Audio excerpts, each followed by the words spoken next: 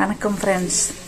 இன்றைக்கி நம்ம ஆயிலே இல்லாமல் நல்ல ஒரு டேஸ்டியான எறா குழம்பு எப்படி வைக்கிறதுன்னு பார்ப்போமா? எங்கள் ஹோட்டலில் மீன் குழம்பு சாறு. நம்ம இப்போ அந்த எறா குழம்புக்கு தேவையாக ஒரு மசாலா அரைக்க போகிறோம். அது ஒரு பேஸ்ட்டாக அரைச்சி எடுக்க போகிறோம். அதுக்கு நான் இப்போ ஒரு 1/4 மூடி அளவுக்கு தேங்காய் திருவி எடுத்து வச்சுருக்கேன். அந்த மிக்ஸி ஜாரில் சேர்த்துருக்கேன். இது கூட ஒரு 20 சின்ன வெங்காயம் உரித்து அதில் சேர்த்துருக்கேன். ஒரு 1/2 ஸ்பூன் மஞ்சத்தூள் சேர்த்துருக்கேன். அப்புறம் ஒரு 1/2 ஸ்பூன் மிளகு சேர்த்துருக்கிறேன், பெப்பரு. அப்புறம் ஒரு 1/2 ஸ்பூன் சில்லி பவுடர் சேர்த்துருக்கேன். ஒரு 3 ஸ்பூன் தனியா தூள் சேர்த்துருக்கேன். இந்த தனியா தூள் 3 ஸ்பூன். இது அவ்வளோத்தையும் சேர்த்து நல்ல மசிய பேஸ்ட்டாக நம்ம இப்போ அரைச்சி நம்ம அந்த எறா குழம்போட சேர்த்துக்கலாம். சரியா? இப்போ அதை எப்படி அரைச்சி எடுத்துகிட்டு வரேன்னு பாருங்கள். இப்போது நம்ம அந்த பேஸ்ட்டு நல்ல மசிய அரைச்சி எடுத்துகிட்டு வந்தாச்சு. இப்போ இந்த பேஸ்ட்டை கூட நம்ம இப்போ கழுவி வச்சுருக்கோம்ல எறா, இந்த எறால நம்ம ஒரு 2 தக்காளி வெட்டி வச்சுருக்கோம். இந்த 2 தக்காளி, ஒரு மாங்காய் துண்டு, பாதி மாங்காய், அந்த மாங்காய் துண்டும் சின்ன சின்னதாக வெட்டி வச்சுருக்குறோம். ஒரு 5 பச்சை மிளகாய், கொஞ்சமாக கருவேப்பிலை. இதை எல்லாத்தையும் நம்ம இந்த எறா கூட சேர்க்க போகிறோம்.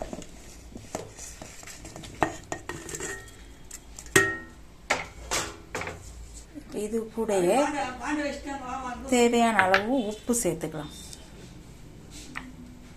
நான் ஒரு 1/2 ஸ்பூன் போடுறேன்.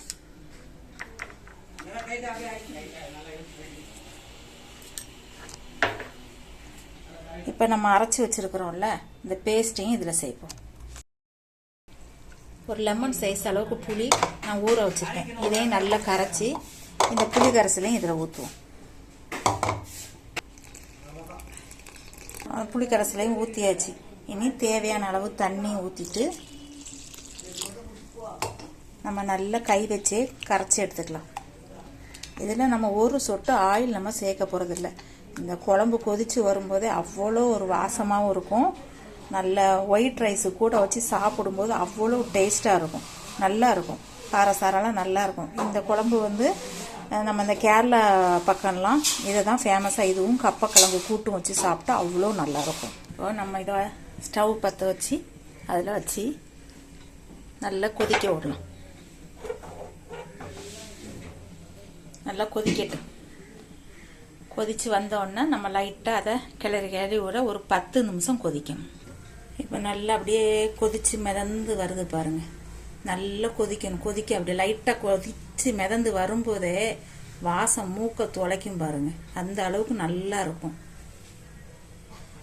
இது எறா தான் போடணும்னு அவசியம் இல்லை. எந்த மீன் வேணாலும் போட்டு இப்படி குழம்பு வைக்கலாம். நம்ம இப்போ எறா போட்டதுனால நம்ம இந்த கரண்டியை வச்சு இப்படி கிளறுனா ஒன்றும் செய்யாது.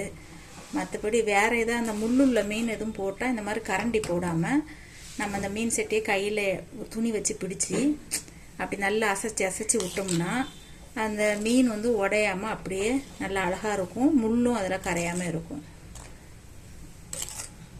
இது எப்படி ஒரு 10 நிமிஷம் நல்லா கொதிக்கணும். அப்பா, கொதிக்கும் போதே என்ன ஒரு வாசம், அவ்வளோ அழகாக இருக்குது. எப்போவுமே நம்ம மீன் குழம்பு மண் சட்டியில் வைக்கும்போது அது ஒரு தனி வாசம்தான். பாருங்கள், இது இன்னும் ஒரு 5 நிமிஷம் கொதிக்கணும்.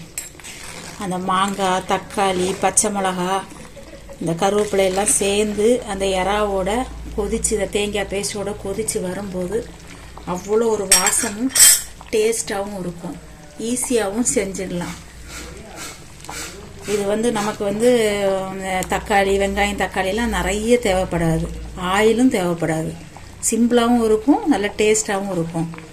இதை ட்ரை பண்ணி பாருங்கள். இப்போ நல்லா கொதிச்சிருச்சு.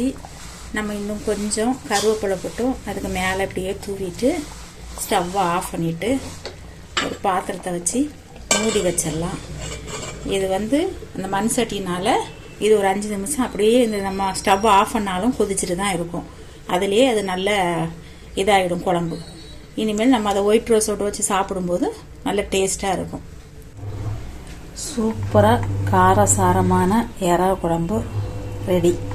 சூப்பராக இருக்குது. நல்லா அழகாக கலர்ஃபுல்லாக இருக்குது. இந்த பனிக்கு நீங்கள் இந்த மாதிரி சூட்டோடு அந்த இறா குழம்பும் சாதம் சூடாக வச்சு இந்த சாப்பாடை வச்சு நம்ம அள்ளி சாப்பிடும்போது 2 தொட்டு சோறு வாய்க்குள்ளே போகும். அவ்வளோ அழகாக இருக்குது, சூப்பராக இருக்குதுங்க. நல்ல காரசாரமாக அழகாக இருக்குது, நல்லா இருக்குது. ஆயிலே இல்லாத இந்த இறா குழம்பு நீங்களும் செஞ்சு ட்ரை பண்ணி பாருங்கள். 8 ஊர் எச்சில் ஊரு லிஸ்ட் இருக்கு கையில. கம கம கம கம கம கம சமையல்.